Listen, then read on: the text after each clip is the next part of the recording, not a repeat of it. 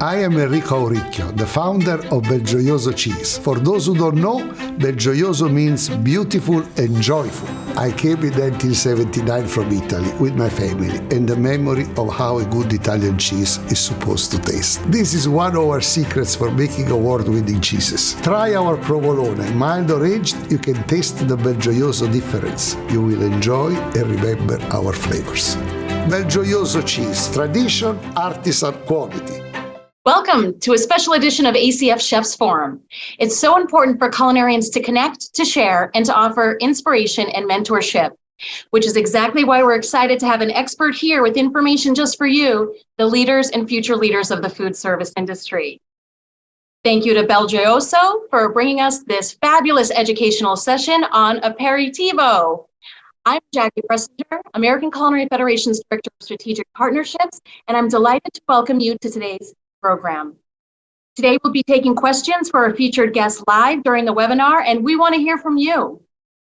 Please be sure to use the chat function to collaborate with other chefs and culinary students tuning in, and the Q&A function to pose questions to today's guests anytime during the live session. Okay, so let's get that conversation going in the chat. If you haven't already, please let us know where you're tuning in from today, and let us know your favorite types of cheese. So we are in for a treat. Our special guest today is Sofia Auricchio Krans, born in Italy and raised in Wisconsin in America's Dairyland. Sofia was exposed to two different cultures, and her family's heritage is deeply rooted in Italian cheesemaking, dating back to 1877. A century later, in 1979, her father immigrated with his young family and began his American dream: BelGioioso cheese in Denmark, Wisconsin.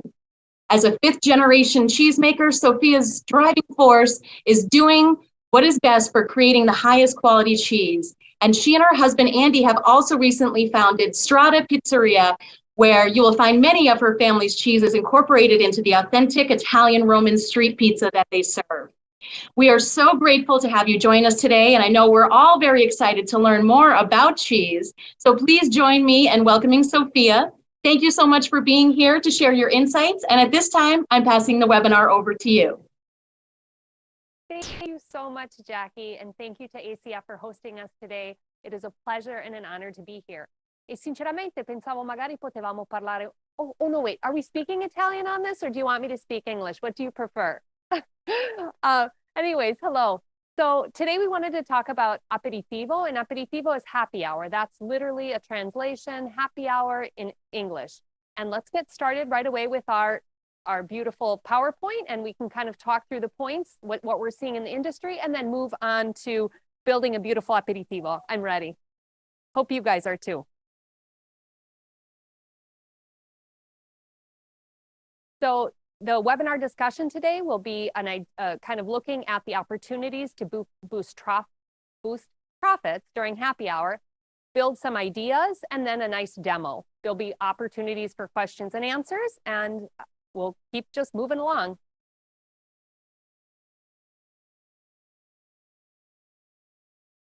So in 2023, Flavor in the Menu did top trend focuses. And one of the top trends is happy hour.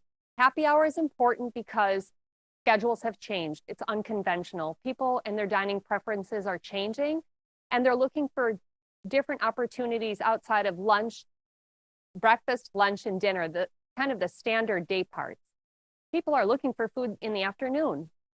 They're maybe working half days, late afternoons, and now it's time to offer them a snackable menu. When they were kids, they used to come home and have a snack after school. Now as adults, they come home from work and they want a snack after work.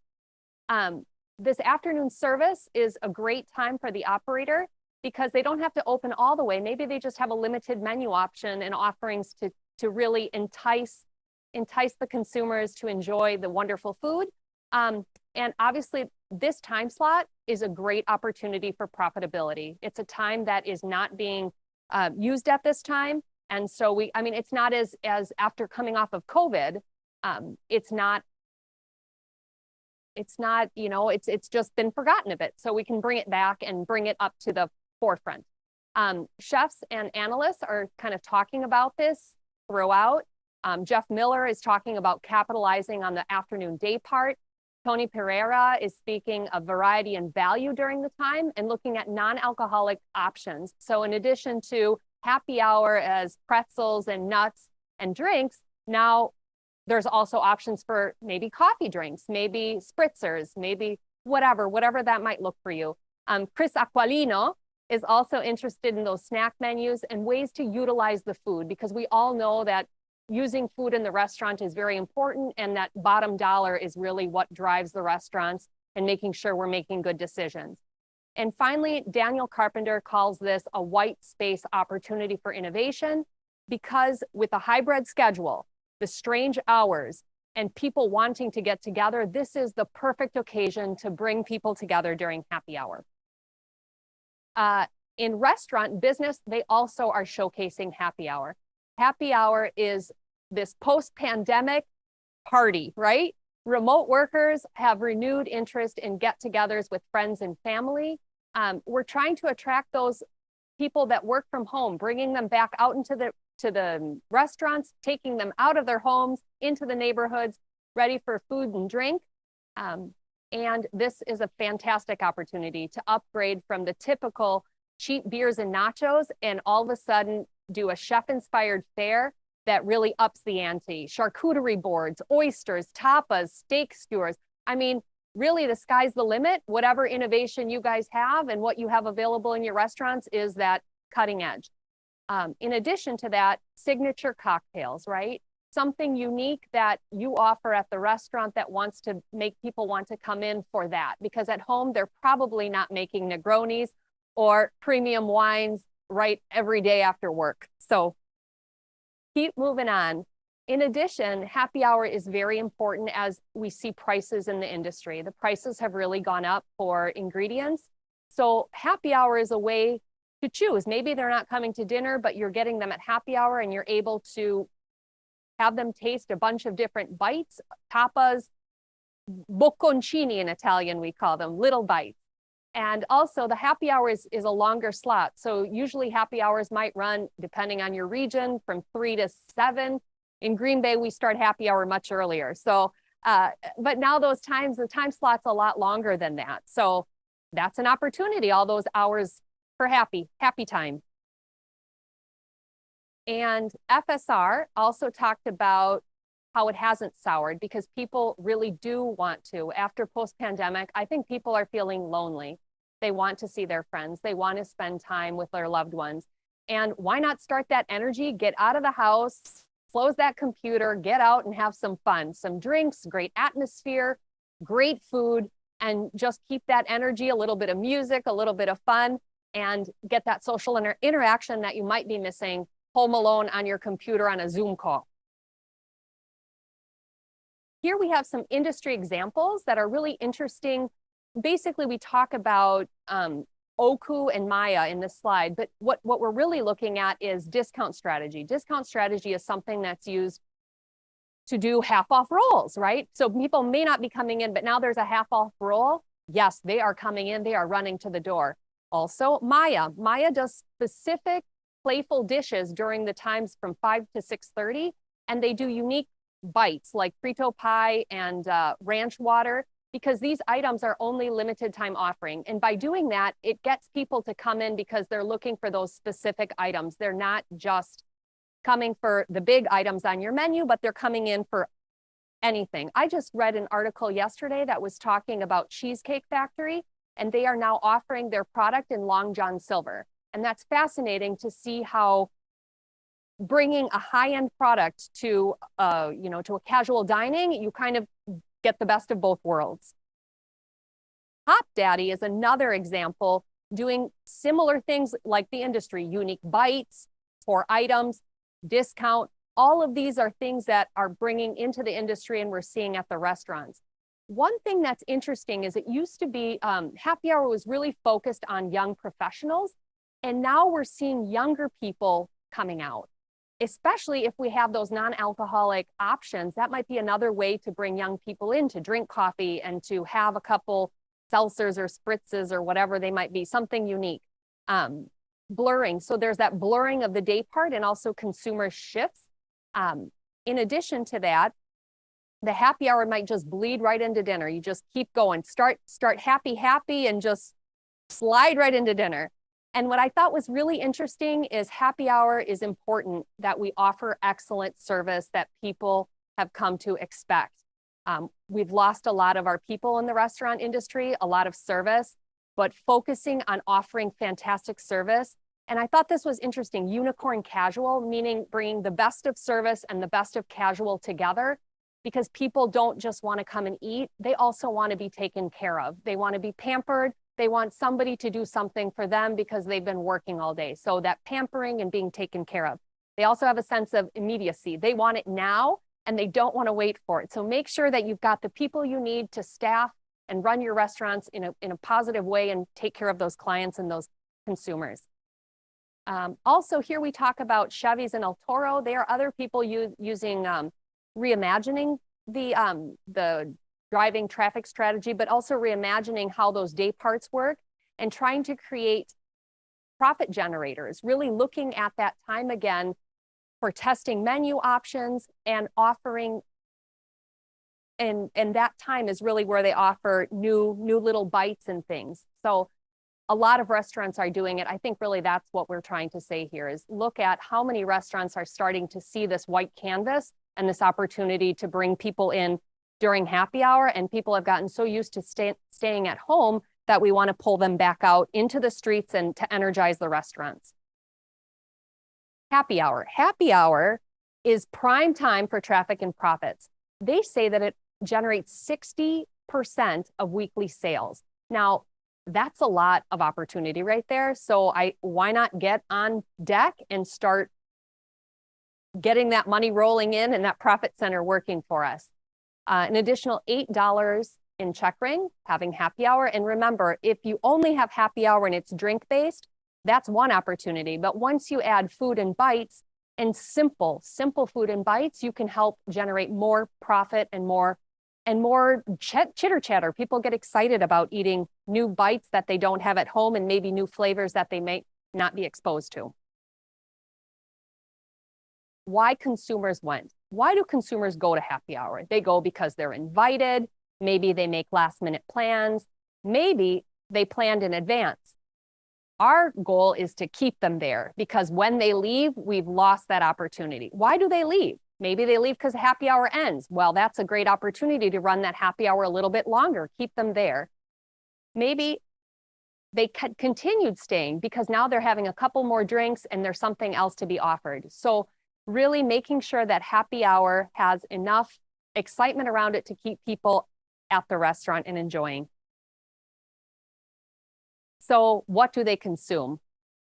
One drink is only 41%. We have 60% of people like to stay for multiple drinks, and that's when they really want to have an appetizer. Because in order to have those drinks, if they're having those alcoholic, maybe they're having wine, a hard drink or whatever, they need something to help soak up that alcohol. So let's give them something delicious to enjoy at the same time. And what do they drink? They say 72% are drinking hard beer, 60% like spirits, and some like wine. But they like to mix it up. They like to have different kinds of drinks. And now alcohol-free cocktails are growing. This is really big deal. The zero proof drinks, spirit-free mocktails.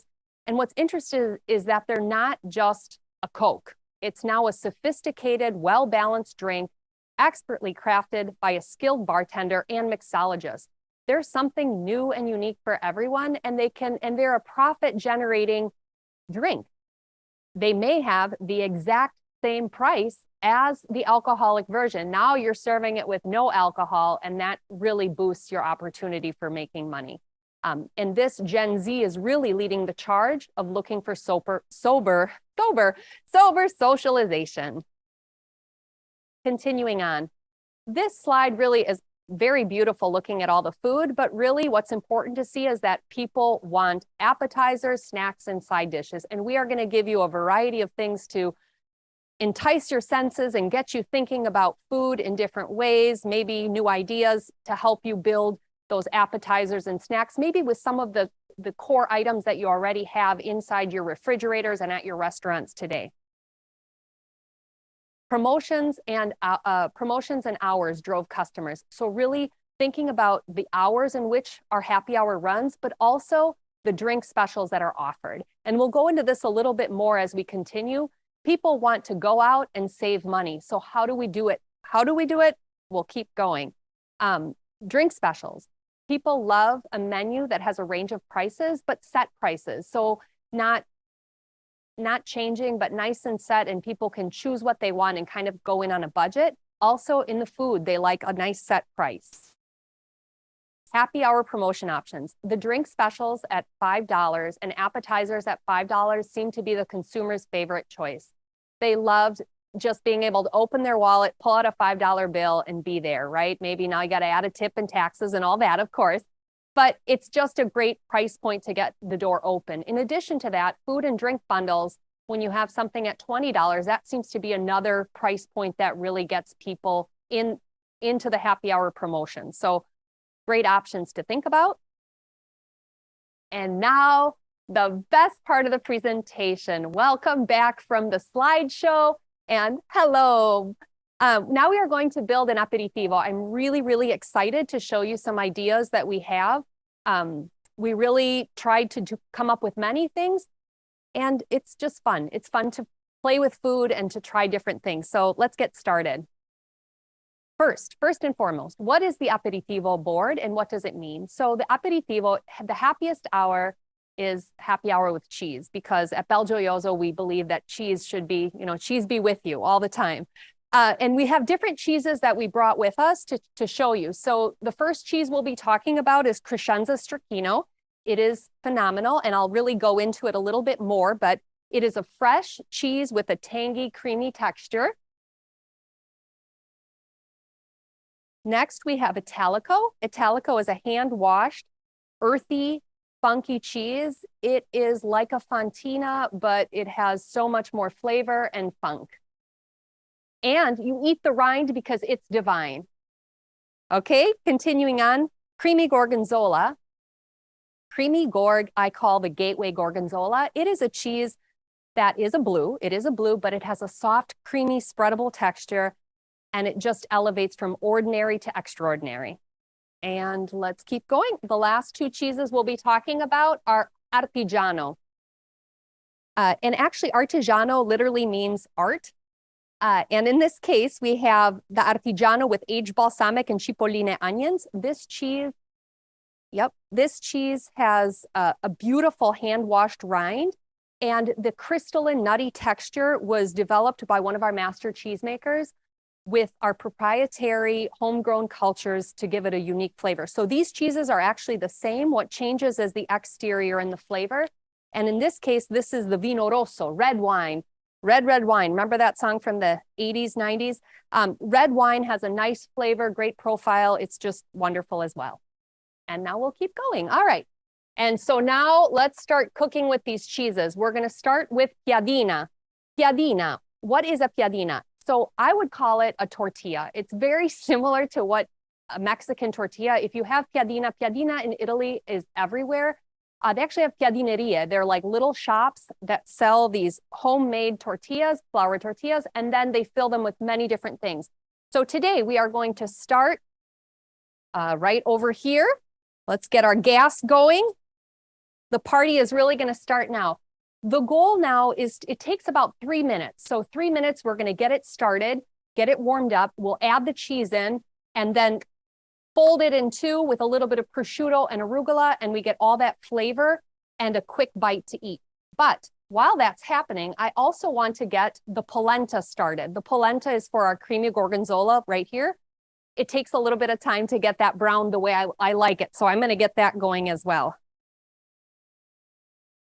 The good news is I've got a big gas grill here, so that should really help me. Well, Sofia, this is all looking fabulous. And we do have some questions that are coming in. I'm wondering if you might have time to answer one or two. It would be wonderful. Thank you, Jackie. Then I don't feel alone. No, I think everyone is very, very intrigued. One of the questions that has come in is, do Do you have any recommendations if someone is wanting to use some of these cheeses on charcuterie boards for a happy hour menu? Is there any specific tips that you have in how to select or present those cheeses? We'll actually be talking about that. So we built a charcuterie board and also some little cones here. We love to have a variety of flavors and textures whenever we're making boards. So sometimes it's salty, savory, maybe a little bit of heat, maybe a little bit, and then obviously the cheese is a little fat, right? Salt, fat, heat, and acid, but really building a board that has texture and flavor and color. I always think that before you eat, you always eat with your eyes. So making it as enticing as you can with the colors and the way it looks, I think it really adds. If we look at this board right here that we built, you can see we have salami, we have fruit, we have olives, we have like a little antipasto, we have crunchy crackers and a variety of breads. And in addition, we have the 2 artigiano, and I'll show you then how we serve that moving forward. So let me check on this. Our oil should be hot. My husband always tells me that I must not have feeling in my fingers because I'm able to touch things. I'm sure many of you understand that heat. You don't feel heat like others once you've been cooking a lot. When I was a little girl, my mother did all the cooking in the house. And because we lived in Green Bay, Wisconsin, there was no fresh pasta, there was no bread, and my father made the cheese. So that was great because at home we would make homemade pasta, homemade focaccia, homemade bread, and then my dad would come home with the homemade cheese and we just have it all put together. Here we go. Okay, I'm gonna check my piadina. I'm gonna be right here. And it's just starting to get a little browned. We're gonna let it get a little warmer. And in the meantime, this is gonna simmer and we're doing really good. Did that answer your question, Jackie? Do you have anything else? Oh, absolutely, yes. And sorry to make you skip ahead. There are some other questions. Someone else is wondering if they are thinking about doing a couple of flatbreads as part of their happy hour menu. Do you have any recommendations on certain cheeses or cheese blends that they should use? We have some incredible recommendations on our website, but my husband and I had a pizzeria that we actually closed Strata. But what's interesting about it is we learned so much about doing flatbreads. We had an incredible combination, which is actually very similar to this with dates, gorgonzola, caramelized onions, and pecans. It's just an upscale flavor, a little bit more sophisticated than the standard cheese and tomato that maybe people are used to. Oh, and look at how nice. I just want to show you guys this real quick. I don't want to get distracted and burn. That would be really embarrassing on television. I just opened the crescenza. I want to show you. So it is really a fresh and creamy cheese. What's interesting about it is it comes from the word crescenza stracchina, vacca strata, which means tired cows. The cows seasonally would go up into the Alps. And when they came down, they had this really, really rich milk because they were kind of working all day, going up and down. And their milk was creamy and delicious. And so this fresh cheese, we're going to put it right inside of our, oh, where's my little plate? Here we go. So here, our piadina is ready. We're going to turn this off so we don't start a fire. And we're going to add in our cheese. And I just did about 1/4-inch slices. And we need to do it about half. So maybe this one will be a half. I would say it's about 2 ounces of cheese. We'll put it back on the heat for just a moment. That pan is still really hot. We'll just let it warm up. And then we'll be adding in the arugula and the prosciutto. Oh, I need the prosciutto. Could you please help me? I think I left it in the refrigerator in the other room. Ruh-roh. All right, this is looking really great. Well, there's a lot of comments coming through of folks saying that this is their favorite cheese. So they're certainly looking forward to seeing your dishes come up. And there is a question about if you've ever seen or heard of any sweet cheese-based options or a way to incorporate any sweetness into any happy hour menus, or do you recommend sticking to savory options only? 100% I love sweet. I actually put on my cheese boards, and you'll see at the end when we look at the whole, I love adding chocolate and fruit as sweetness. I just think it adds so much more to just have sweet and savory. People like both. I think salty and sweet is in. It's really trending in the pretzels, in the nuts. People want heat and people want sweet and people want salty. They want it all. I think it's a great opportunity to mix those flavors. So do not be afraid. I think really the only thing that limits you is you. You try it, put it out there, especially during happy hour. It's a great time. It's a great time to try this. And if it goes and people ignite, you'll hear about it. I'm going to move this right off set. People can try it and go from there. So, all right, our first piadina is built. You guys, I did it. Believe it or not, it happened. And now I'm just going to slice it. So it literally is just like a little pita cut in half. And you've got that creamy crescenza, the beautiful prosciutto for the salty, and the peppery arugula for the flavor. And don't look at me, I'm making a little mess, but judgment-free zone, right? It looks delicious. That's what I always say, judgment-free zone. We're doing it. It's a little different live. You know, I cook a ton at home, but I've never cooked on live television. So this is really new for me. Thank you for having me. Well, you are doing a spectacular job. So excellent. I see a future career on We're going to start cooking with Sofia. That's right. So our next cheese is the creamy gorg. What's really important with the creamy gorg is the fact that when you open it, it was really meant to be our gift to you. The reason it's packaged in a gold tray is because we were trying to showcase the cheese, and it has natural blue veining. It's got a soft body. I actually got to make this with the cheesemakers about a month ago. It has such, I wish you guys could smell it because it smells amazing. Look, there she goes.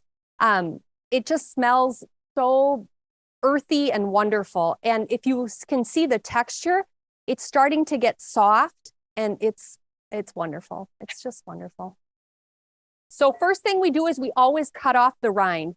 So the rind helps give all that flavor, but you can eat it, but normally I do not. So I just very, very thinly slice it off. You don't want to waste any cheese, you know. Cheese is very special. And now what we're going to do is we're just going to cut it a little piece, and then into the pecan it goes. Beautiful, right there. And this has a little bit of pink. I'm going to take that off. And we'll keep going. Look at how creamy. Honestly, if you guys could taste this, this is one of my favorite cheeses. When I was a little girl, my would come from Italy, and at Christmas time, he would always bring a half wheel of gorgonzola dolce. It was my favorite cheese. I was a little girl, probably not like the other little girls, but I would eat gorgonzola dolce. And I can remember my grandfather, when he left one year, my father said, "Sofia, I've got some really big news for you." And I said, what kind of news would I want? Well, he started making creamy gorg here domestically. So that was a huge thing, right? To be able to have that cheese and not have to wait. These are my little pecans, you guys. Let me tell you what we're doing. So all I did was I butterflied the date. And why dates? Dates are in right now. They are not, you know, they're heavily diffused. You can get some really juicy medjool dates that people love. They've got that sweet texture and soft, and then the buttery, earthy gorgonzola, and now a beautiful pecan to top for crunch and flavor. It just gives a different texture. And look, 1, 2, 3. Little happy bites, they're ready to eat.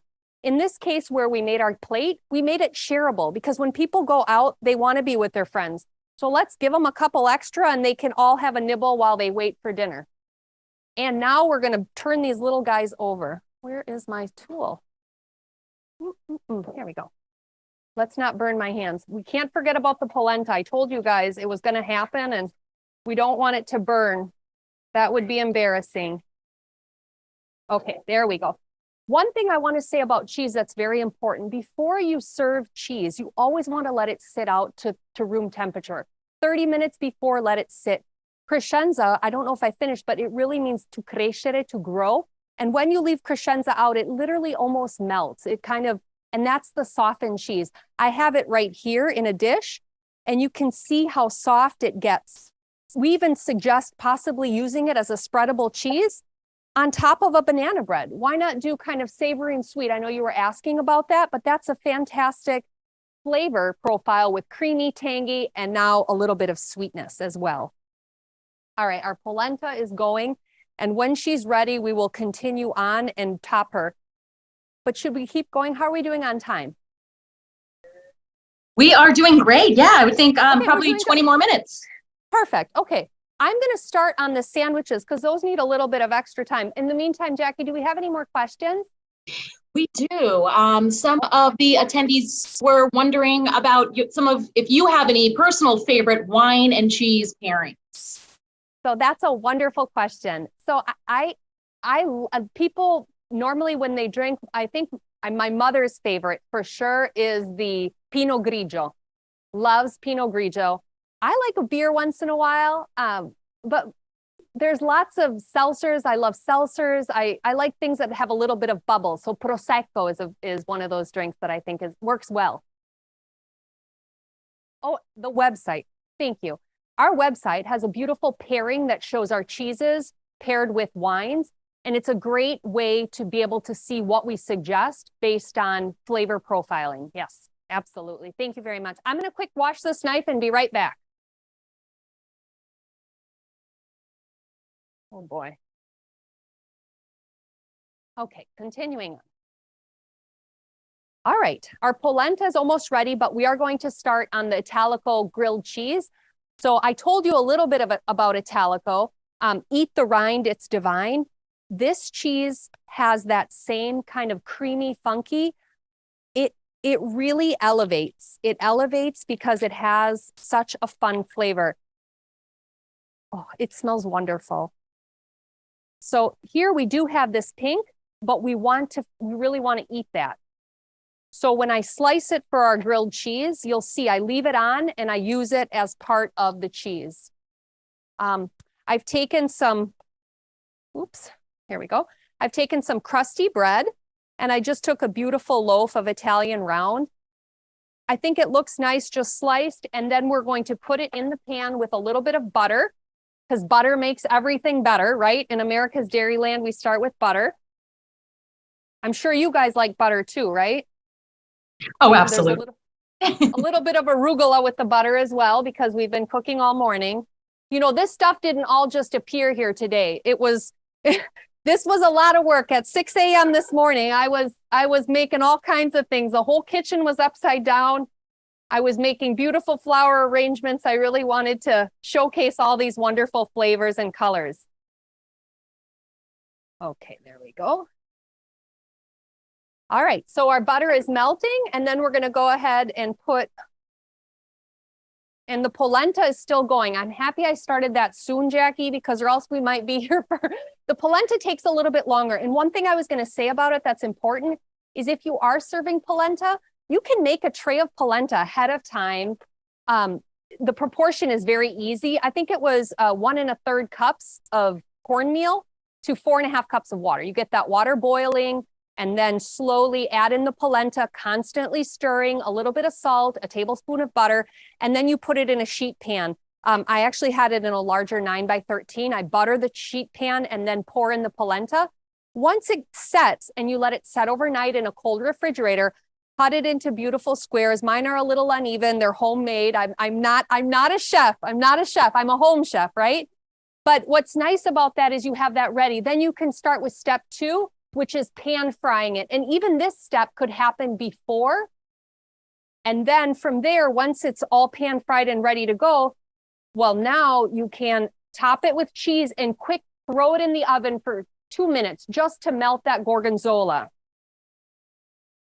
What do you guys think? Is everybody's mouth watering? Because I'm hungry. I haven't eaten yet. We've been doing this whole thing for a little bit, getting ready, making sure we show you guys everything and talk about all the different points. Oh, I feel like we can smell it through the screen. It just looks absolutely fabulous. I wish you were here, Jackie. We would be potevamo berci un bicchiere di vino. We could be drinking wine and dancing. Oh my goodness. I normally have loud music in the kitchen. I love good music, so I'm always dancing and moving and cooking.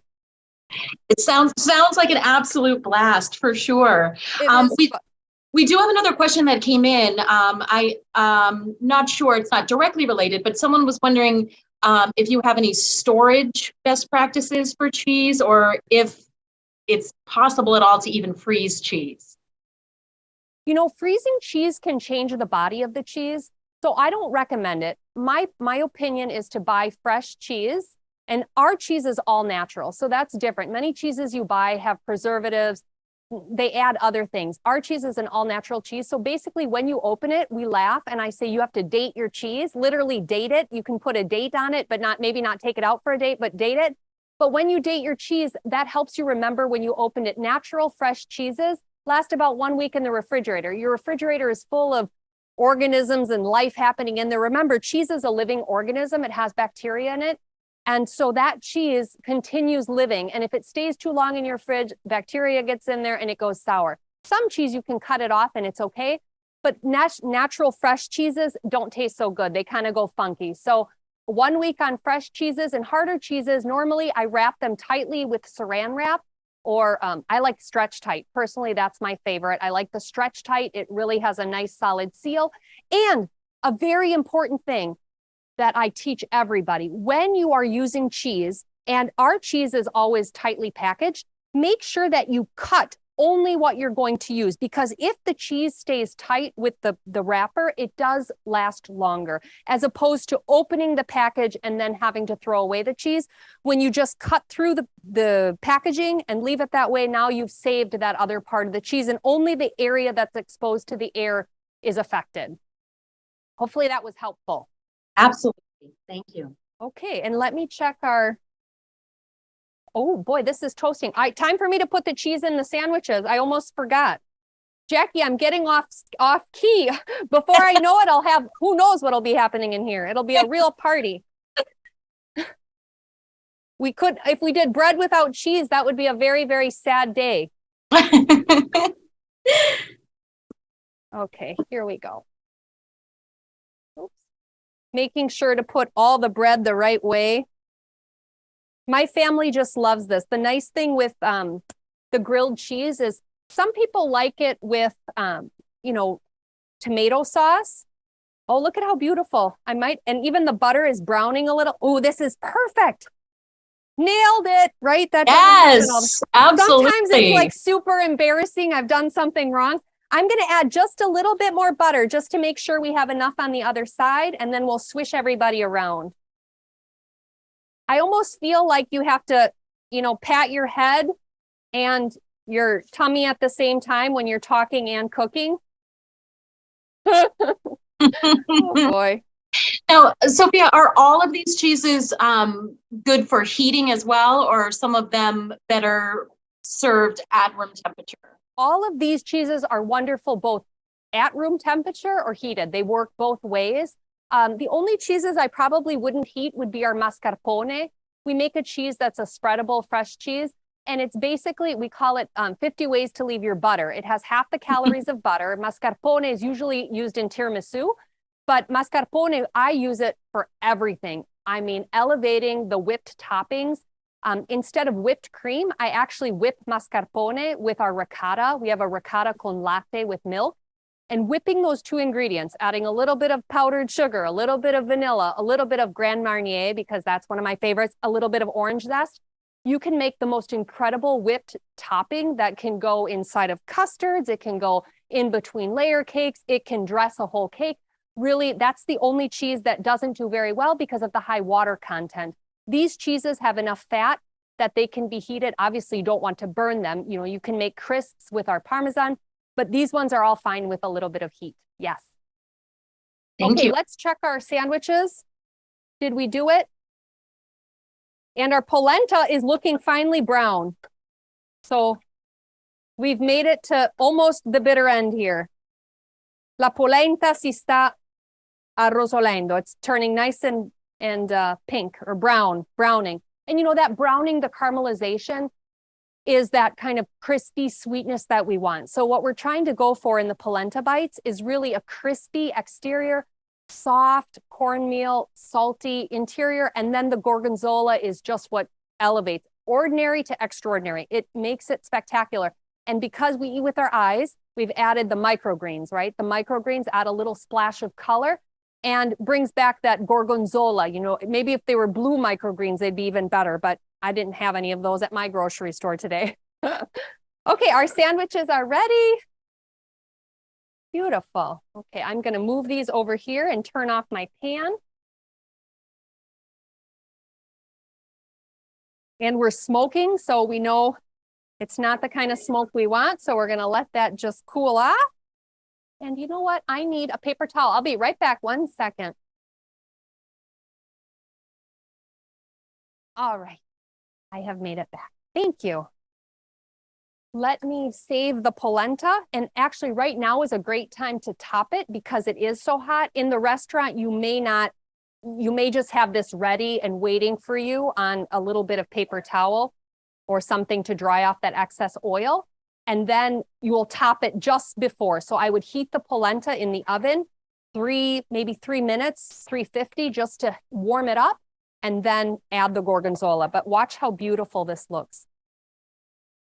We'll just put a nice little dollop. And the gorgonzola is soft. Look at it. I just love the flavor and the texture. I know you will too.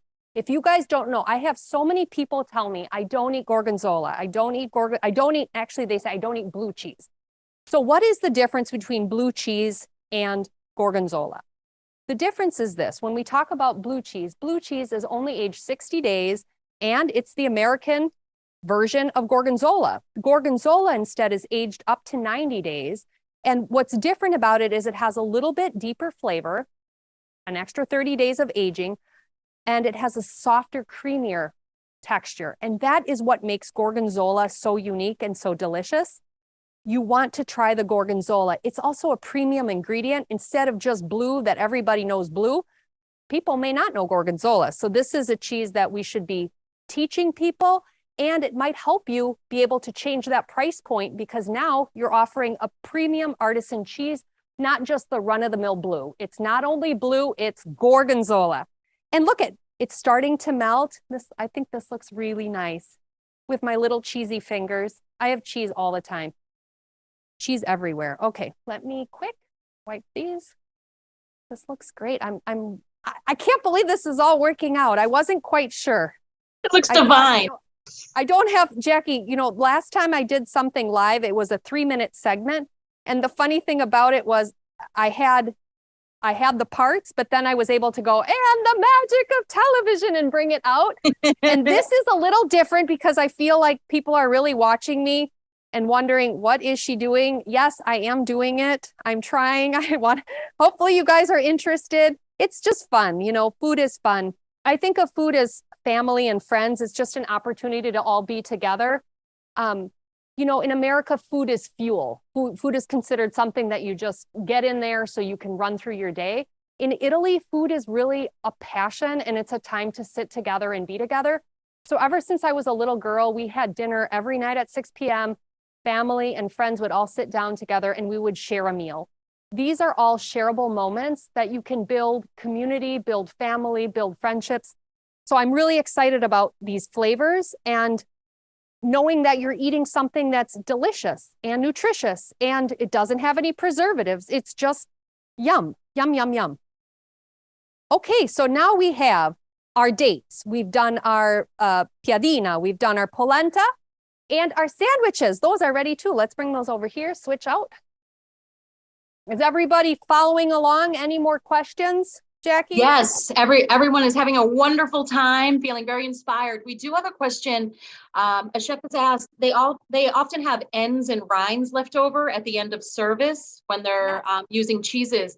Do you have any suggestions about how they might repurpose those in any way? Absolutely. So the rind is basically the part of the cheese that is left out during the aging process as they're putting, at least our rind.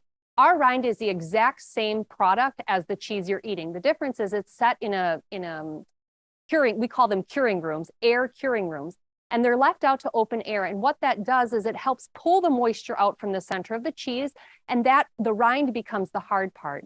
It's a little bit harder. So what I do, first of all, I thinly slice it.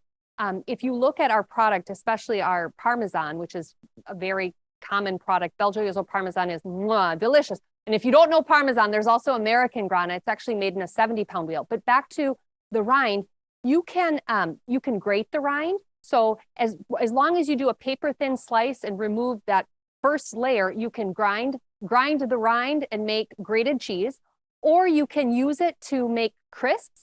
You can shred it and make crisps for the restaurant, or you what else could you do? Oh, in Italy, they also take it and they slice it and they cut it in little cubes and put it in soup.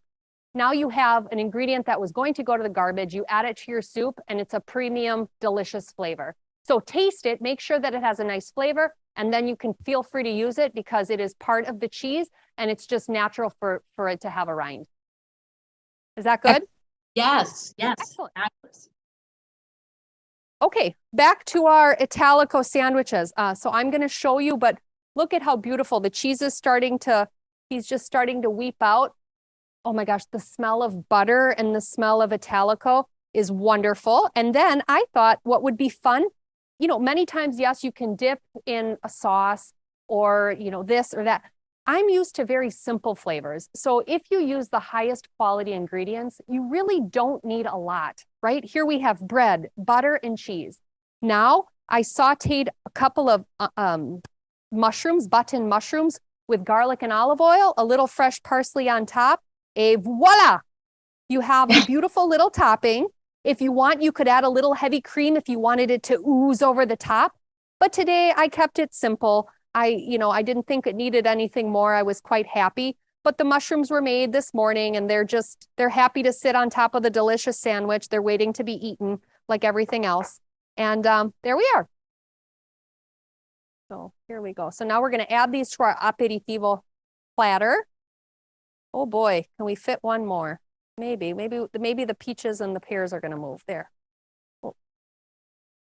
Bridget always likes me to stack everything a certain way, so I'm doing it just right. Okay. All right. And now we've come to the last wonderful taste. But we do have more ideas that I won't be making. This will be all the work I've got to do today. Let me grab the last item, which is a slice of bread. And the cutting board is there. Okay, here we go. I feel like I could use another cutting board. Oh, there it is. Okay, I did have one. Excuse me 1 second while I move around. I need the bresaola, please. Thank you so much. I'm not speaking to myself. I am not alone, just so you know. I know I may look a little crazy, but there's a little bit more. Okay, so here we are. So what is a tramezzino? Tramezzino, thank you.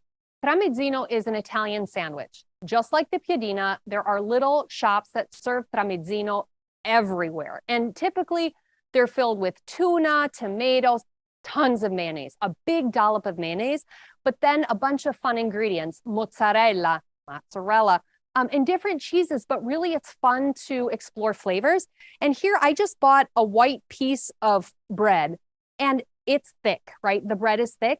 So you can watch carefully, but I go ahead and slice this bread in half because I want it to be paper thin. I don't want it to be all about the bread. I really want it to be more about the toppings.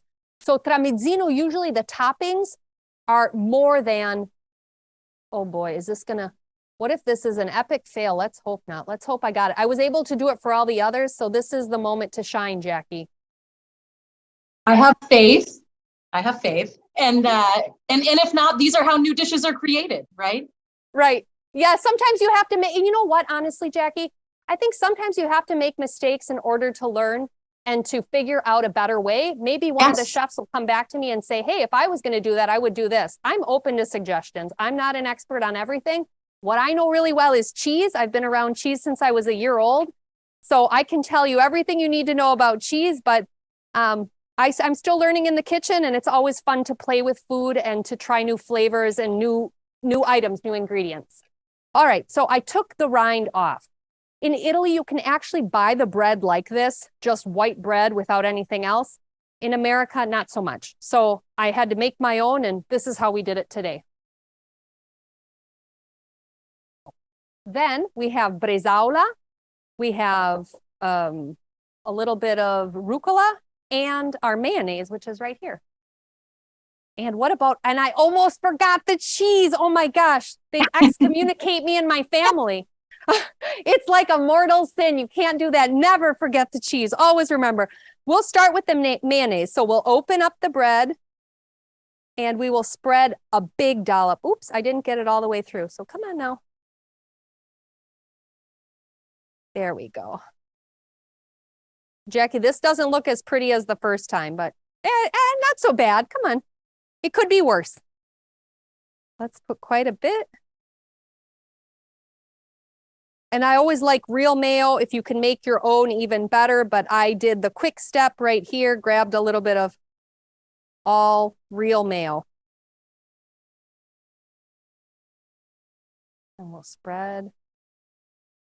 Sophia, we did have a question. Are all the cheeses that you're using today also available in wholesale sizes or? Absolutely. Yes. So today I brought retail sizes. What's unique about the kit is that the cheeses that are offered are all offered in 2 pound. So the nice thing about the aperitivo kit is you don't have to think too much. As a chef, you can bring in these cheeses, you get all 5 cheeses and you get 2 pounds of each cheese. It's already all thought out for you. And we really crafted this to share and to have a whole spectrum of flavor from fresh, and then a little bit funky, a little bit more creamy, gorgonzola, and finally the artisanos. People are loving these flavored cheeses. So it gives you the whole palette of flavor and texture, and it's already set for you. So you get 1 10-pound kit. However, these cheeses, our artisan line, can also be found in the grocery store in a typical 8-ounce size. Excellent. Okay.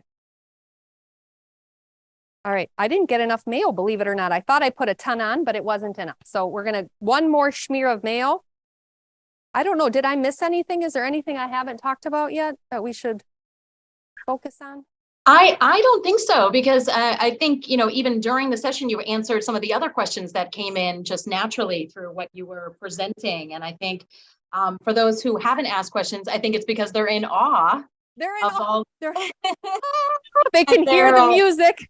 That's so right. Here we have bresaola. It's a very unique Italian cold cut. What's nice about this item is it comes pre-sliced.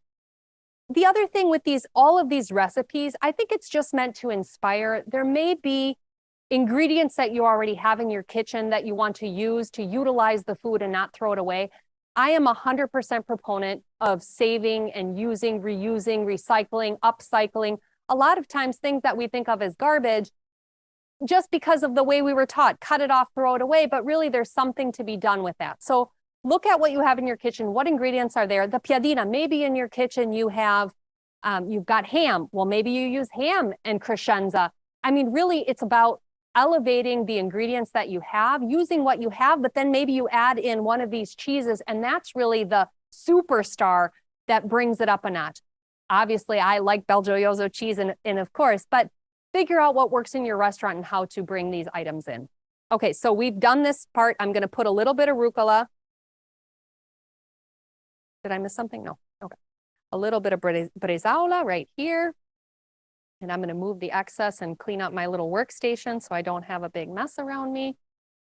I also did want to mention, if it's all right, that BelGioioso will also be at the ACF National Convention in New Orleans this summer. So for those of you who haven't had the opportunity to try any of these cheeses, you're going to have the opportunity there. That is honestly, Jackie, you bring up a fantastic point.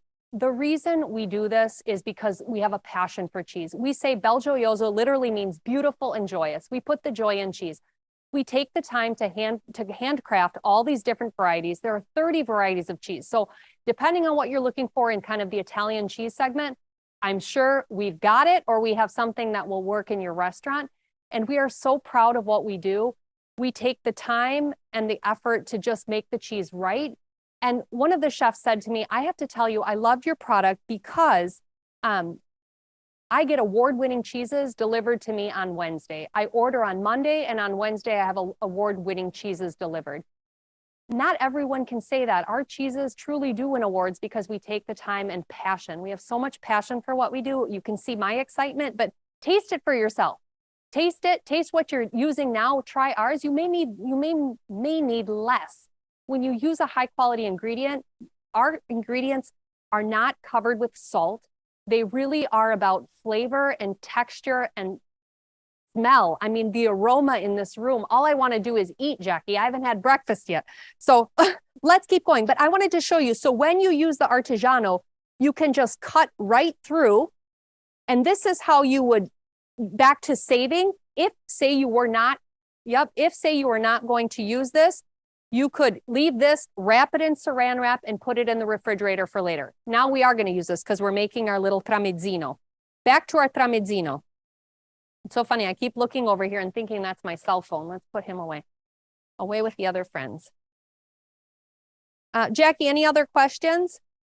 No, not right now. Just a lot of great comments of everyone expressing how they wish that they were there and that they are very excited to write some of their new happy hour menus as well. Oh, fun.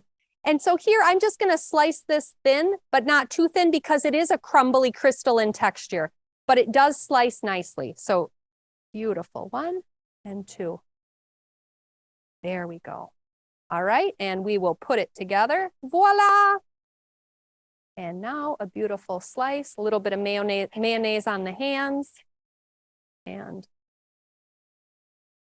I almost feel like I've earned a bite of this. Like I should really eat a little nibble because it is so delicious. I hear noises.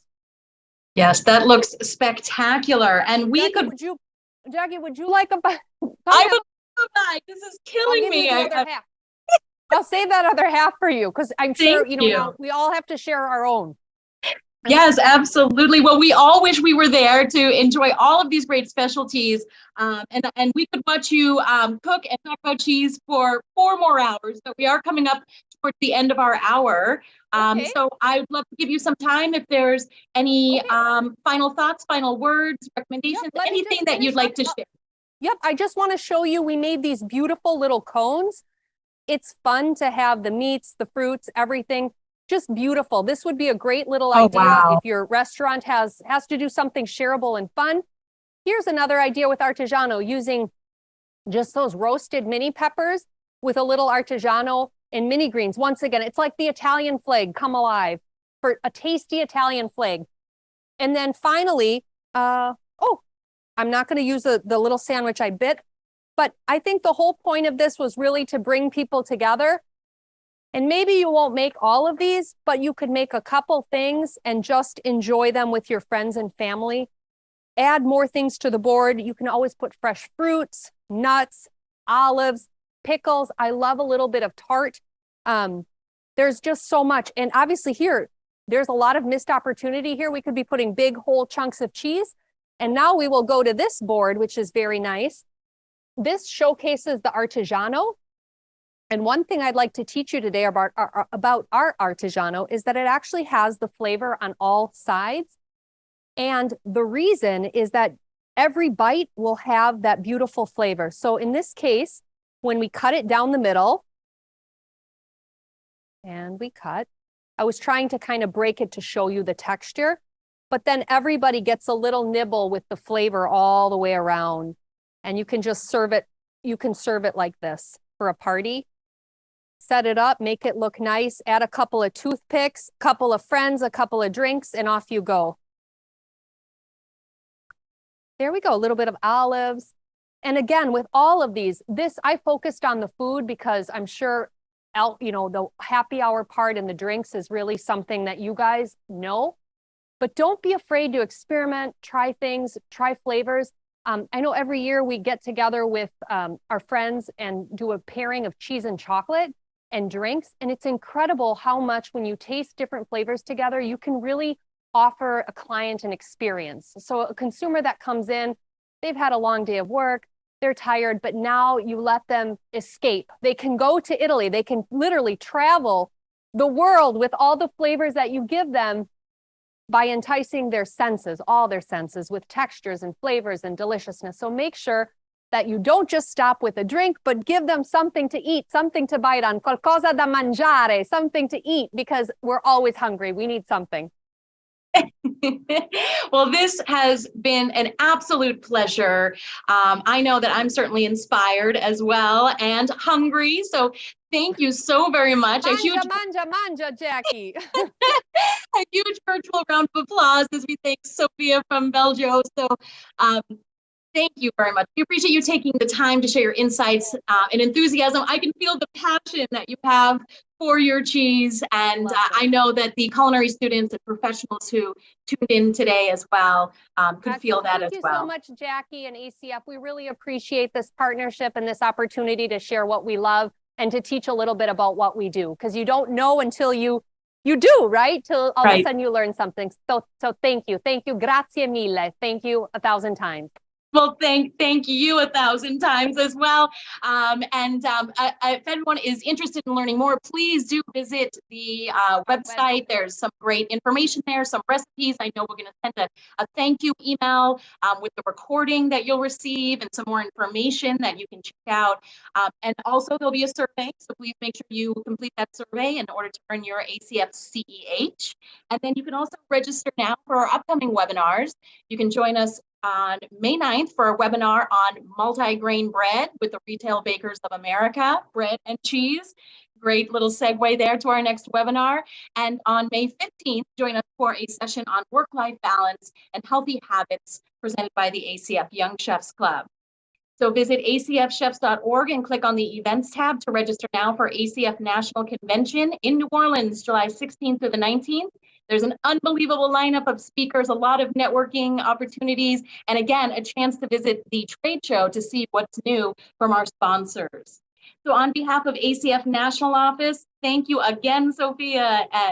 We are just absolutely thrilled to have you today, and thank you so much for bringing us today's education and the delicious learning opportunity that we can use in order to come up with new great happy hour options for the menus in the restaurant. Thank you so much, Jackie, again. Thank you, and have a wonderful afternoon. Thank you very much. Cheers. It's almost happy hour, so I'm ready. Yeah, I'm going to start getting happy around here, so have fun. Thank you very much. Have a great day, everyone. Thank you. Bye-bye.